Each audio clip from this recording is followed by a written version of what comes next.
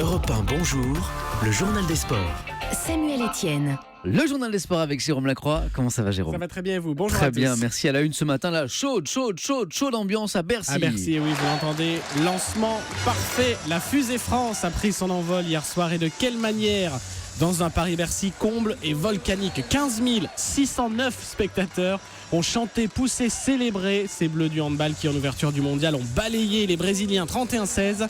Les gardiens au meilleur et Gérard infranchissable, tel l'homme de Vitruve, des frères Karabatic, auteurs de 4 buts à eux deux. Mais le meilleur buteur s'appelle Valentin Porte, 26 ans, 6 buts et des yeux ouverts, grands comme ça, conscients d'avoir partagé un singulier moment de communion.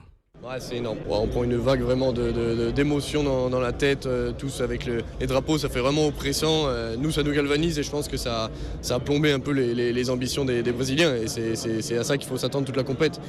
On savait pas trop à quoi s'attendre justement et c'est juste magnifique quoi. Et on se dit que la compétition va être grandiose. Des propos recueillis par Christophe Lamarre pour Europe 1. Prochaine étape, Nantes. Les Bleus s'y installent jusqu'à la fin du premier tour. 4 matchs. Le suivant, demain, le Japon, 17h45. Et vous allez nous rappeler qui est l'homme, le Vitruve. Vous savez, Léonard de Vinci, là. Ah mais oui, quelle culture quand même.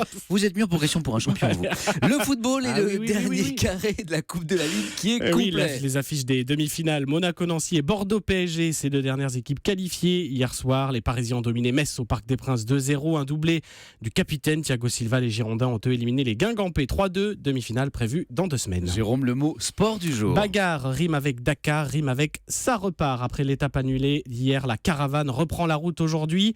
Et de la griffe du suspense tout en haut du classement général. Les 2 pilotes Peugeot séparés par seulement 1 minute 38 secondes à 3 étapes de l'arrivée.